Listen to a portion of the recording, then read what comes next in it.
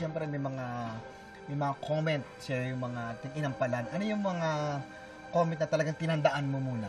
Na talagang hindi mo makakalimutan. Na talagang, ito gagawin ko.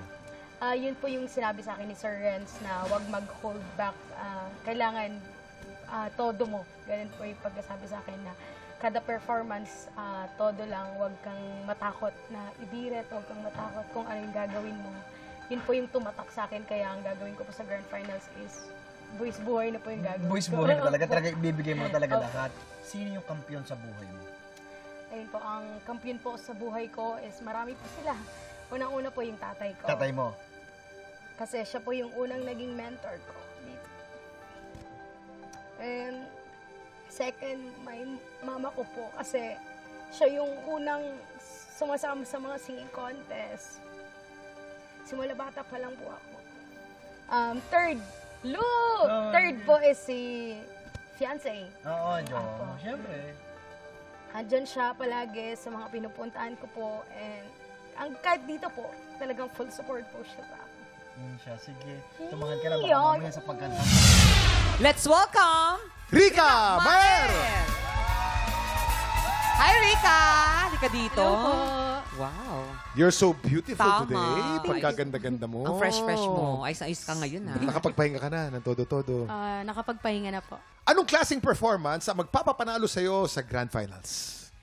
Puso po at linis po yung gagawin ko sa Grand Finals po.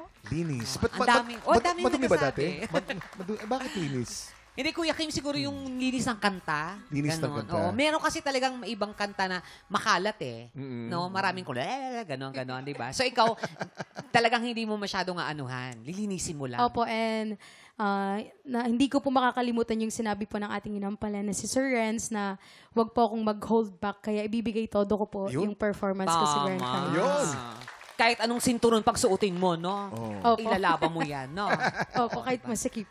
Pero ito ba, ikaw ba, ano bang mas naiisip mong kakantahin mo? More on OPM ba yan? Or ibang kanta na pang-international? Meron pong OPM and meron din pong international, pero first time ko po siyang kakantahin, kaya first time nyo rin pong maririnig na ganun po yung atake ko po sa kanta ko po sa Grand Finals. Sabi mo, you won't hold back, di ba? Without holding back, bakit ikaw ang susunod na magiging tanghalan ng champion? Sa tingin ko po, ako po yung karapat-dapat na maging grand champion dito sa tanghalan ng kampiyon kasi sa dami ko na pong pinagdaanan sa mga singing contest, andito po ulit ako, nangangarap at patuloy po na nangangarap pa rin po. Ano ang mensahe mo sa lahat ng mga sumusuporta sa'yo? Isa lang po yung mensahe ko, maraming salamat po sa patuloy po na pagsuporta sa akin at sa mga nagpipray po sa akin and sa family ko, maraming salamat. At sa mga hindi ko po family, supporter ko po na bago, maraming salamat po. Yun, dami ng supporters. Ayan na.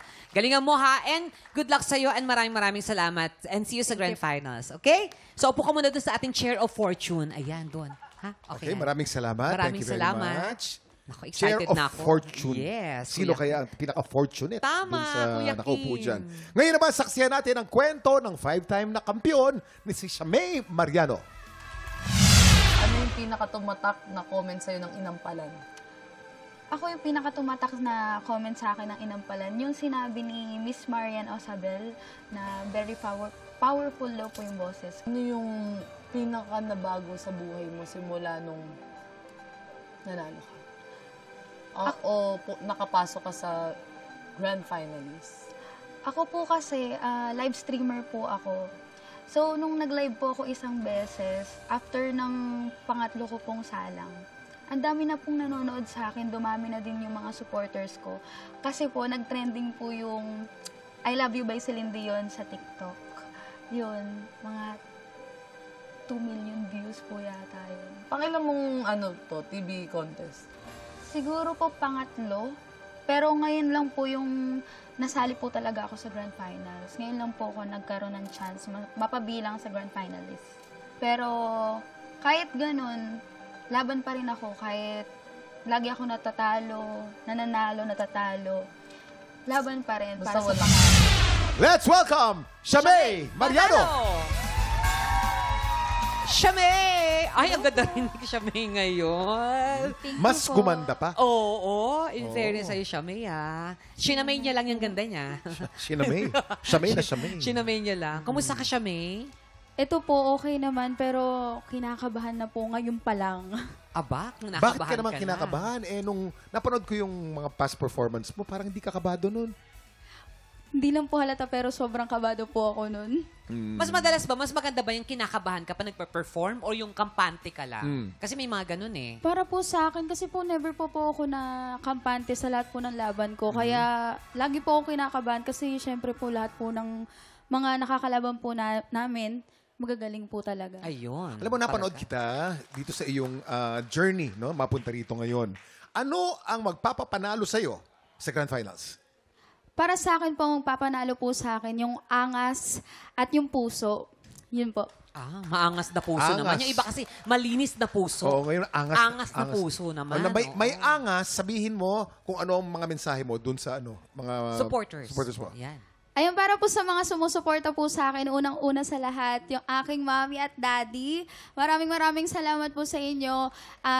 Siyempre, sa lahat po ng mga kakilala, kamag-anak, lolo't lola, mga kapatid at mga kapamilya ko po. Maraming salamat po sa suporta. At sana po masuportahan niyo pa po ako sa Grand Finals. Ayun po. Yan, kompleto. Yes. May kapuso, kapatid at kapamilya. Kompleto Tama, sila lahat na. Oo, pinagsama-sama na natin. Maraming salamat, Siamay. I'm sure excited na mga fans sa mapanood ka sa Grand Finals. Thank you very Thank much. you, Siamay. Ayan, so upo ka muna doon. Ayan, sa ating Chair of Fortune. Ngayon naman, saksihan natin ang naging journey ng kauna-unahang 10-day undefeated kampiyon, Audrey Malayba. Mas nakaka-pressure ba yung walang tumalo sa'yo ng 10 beses?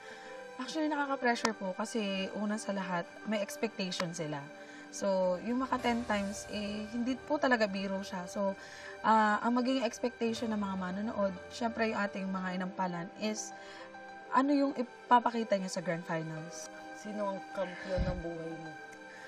Ang kampiyon ng buhay ko, syempre yung mga anak ko. Kasi sila lang yung nakakapag-bigay sa akin ng lakas at nanghihina ako. Sila lang yung naging lakas ko. Gusto ko nang tumigil sa pangarap ko kasi ang dami ko nang pinagdaanan. Ang dami ko nang sinalihang contest na hanggang dito lang ako. Tinanong ko si Lord, sabi ko, hanggang dito na lang ba ako? Parang, tama na ba? Pero pag nakikita ko yung mga anak ko, doon ko nakikita na kailangan ko mag-strive hard para sa pangarap ko kasi para sa kanila to. Hindi lang para sa sarili ko dahil naabot ko yung pangarap ko. Pero dati kasi ganun. Ngayon kasi para sa kanila na talaga to lahat. Wala akong ibang gagawin. Wala akong hindi gagawin para sa kanila. Yung pagmamahal mo bilang ina. Saludo kami sa Ate Thank you Audrey. po. Good luck pa. Thank you. Parang hindi mo na kailangan ng isang good luck. Parang kayang-kaya mo na yan. Thank you. Let's welcome Audrey Malayba. Audrey! Ayan si Audrey. Hello po. Hello po, Madam Principal. Dito tayo. Hello po. Bakit mo naman nasabing Madam Principal? Hindi kasi, usually Kuya Kim, ganito yung mga ayos sa mga principal namin. Ganun, Dati no? nung elementary ako, naalala ko, maganda yung principal namin, ah. Pero nakataas ang buhok. Yes, mga ganyan, parang gano'n, mga ano. Pero ang ganda mo ngayon, in Thank you fairness. po. Kasi nasubaybayan ko to, Kuya Kim, sa itsura niya. Pero ngayon, iba, parang iba yung Nagbago, no? blooming mo, iba yung Oo. dating mo. Parang manglalamon ka talaga. With that 10 undefeated. Grabe, sobra. Ibang klase. Tanungin ka yun. namin, ha? Anong klaseng performance ang magpapapanalo sa'yo sa Grand Finals?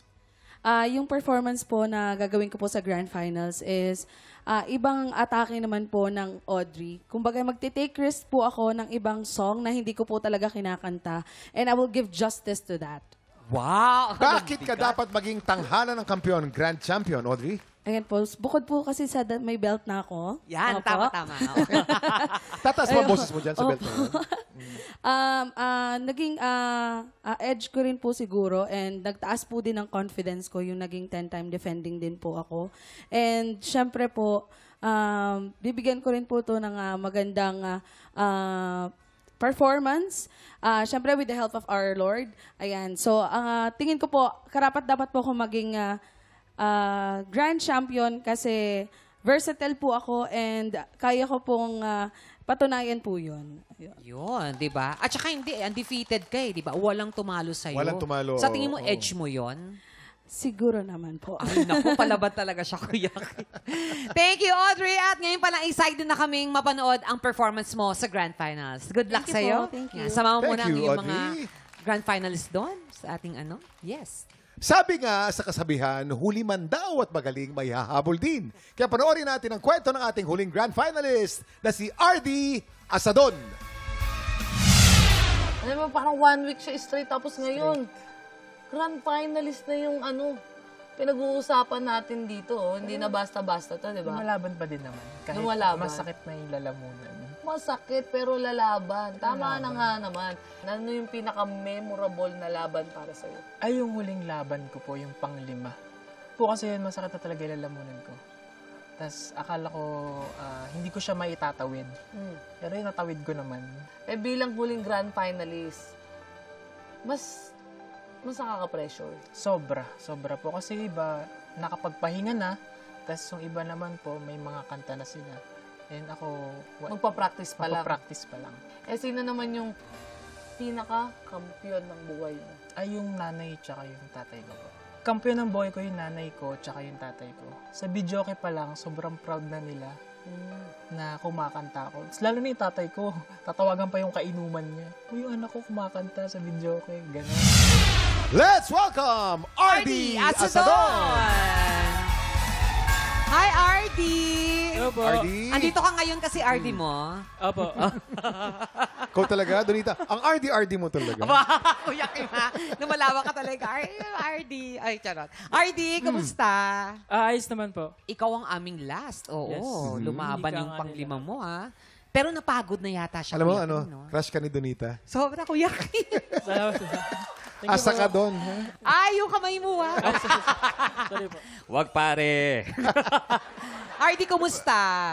Ayos naman po, mas may confident na po. Nakahinga ka na? Opo, nakahinga na po. Oo, kasi talaga, Kuya Kim, yung pang-5 yung papasok siya sa Grand Finals. Oo, Yun ang matinding oo, araw na oo. yun eh. Diba? Pinaka-exciting yung journey niya eh. Yes, actually. At sa lahat ng mga naging contestant dito, isa ka sa pinaka-stylist. Ay, sabihin. oo. Diba? Totoo naman. Kayong dalawa ni ano ba to? Ni Audrey. Ni Audrey. Oh. Oo, So, principal, siya si ano principal. naman? Oh. Ito naman yung guidance counselor siya natin. may-ari. Siya may-ari. Pwedeng may-ari, May-ari Kuya eskwela, Kim. oo. Pwede naman, oo. Pwede naman. Anong klaseng performance ang magpapapanalo sa'yo sa Grand Finals? Feeling RD? ko po yung angas and powerful performance po ibibigay ko sa Grand Finals. Powerful Powerful. performance. Yes po. Ilang voltahe ang power? Mga 100 po. Yun, 100. Ano ang mensahe mo kay Donita? Kuya Kim, hindi ako. Ay, hindi ba ikaw? Sa mga fans Sa mga fans mo, Oo, ano wag mensahe? mo na. Ayun, maraming salamat po sa mga kaibigan ko at sa mga sumusuporta sa akin. Ayun, maraming salamat po. And sa pamilya ko po, ayan, stay put lang po sa bahay. Maraming salamat sa inyo. And dahil sa inyo, kayo po ang inspirasyon ko. Yan. Sobra. Alam mo, good luck sa'yo. And huwag ka mag-alala. Alam mo naman, andito na naman ako.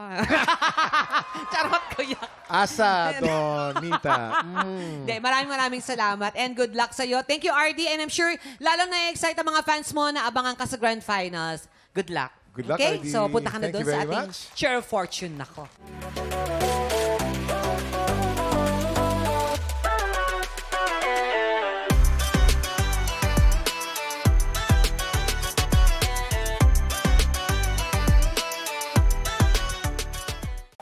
Tropa, pinanood mo hanggang sa dulo itong video na to, very good ka! For more happy time, watch more TikTok Clock videos on our official social media pages and subscribe to GMA Network official YouTube channel.